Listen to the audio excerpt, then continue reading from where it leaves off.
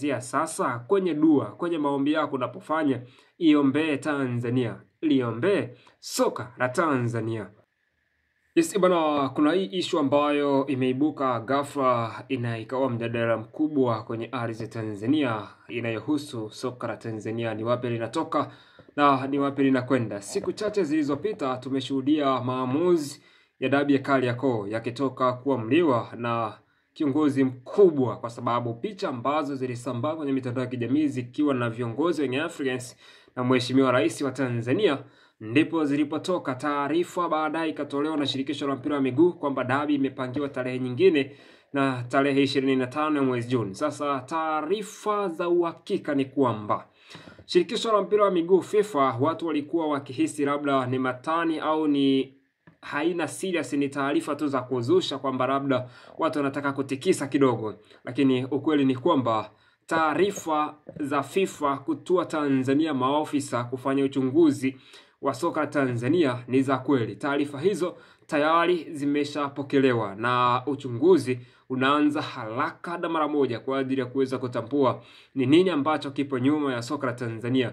Ikumbukwe maamuzi ya mpira ya Tanzania kwa mujibu wa sheria za FIFA, hairuhusiwi serikali kuingilia maamuzi ya shirikisho la mpira wa miguu Tanzania na nchi zingine pia. Kwa hiyo kwa kile ambacho kilifanyika kwenye maamuzi ya dabi ya Kariakoo ni ishara kabisa wazi kwamba kuna namna serikali imeingilia, na watu wengi walikuwa wakiomba kwamba shirikisho la mpira wa miguu Tanzania ni bora lifungiwe, ni bora mpira ungefungiwa, kwa sababu Tanzania kuna madudu mengi ambayo yamekuwa yakifanyiwa. Haya yote imetokana na busara za shirikisho la mpira wa miguu na bodi ya ligi ambazo zimekuwa zikitenda hapo nyuma.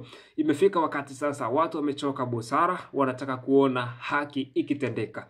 Sasa haki hiyo inatendeka vipi? Ndipo ambapo imeweza kutendeka haki kwa msimu huu. Young Africans wamesimama kidedea wakidai haki yao, huku Simba wakiwa wanataka pia wao waoneshe ubabe na ukubwa wao kwenye soka la Tanzania.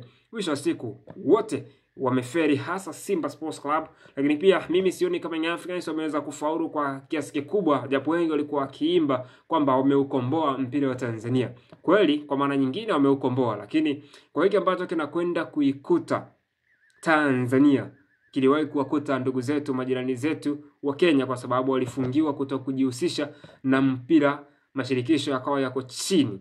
Na hiki ambacho kama kweli maofisa kutoka FIFA wakishafanya uchunguzi wao wa kina, wakajidhihirisha, wakarudi na majibu yao kwamba bwana, kweli kule serikali inaingilia masuala ya mpira, kitakachofuata ni bani tu kutoka FIFA ambayo inategemeana wataamua kutufungia kwa kipindi gani, kwa muda gani, wao ndio watakuja na hiyo bani. Na baada ya hapo tutategemea kushuka kwa soka la Tanzania, kwa sababu hata wachezaji wa kimataifa kutoka nje hawatavutiwa tena kuja kucheza katika ardhi ya Tanzania, kwa sababu mashindano yote yatakuwa ni kwa ajili ya kucheza ligi ya ndani tu, hayatakuwa chini ya CAF, hayatakuwa chini ya FIFA.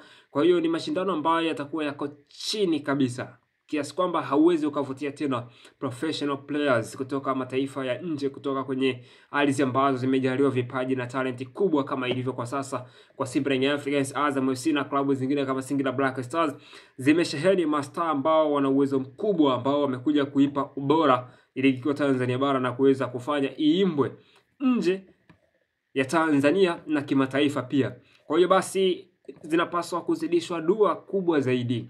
Watanzania wanapaswa kuzidisha dua. Kama unaupenda mpira wa miguu, basi ni wakati wa kuomba na kusali, kwa sababu kinachokwenda kutokea katika ardhi za Tanzania ni maumivu makali mno, kwa sababu tunafahamu mambo mengi ambayo hayajawekwa wazi na sasa yanakwenda kuibuliwa na FIFA.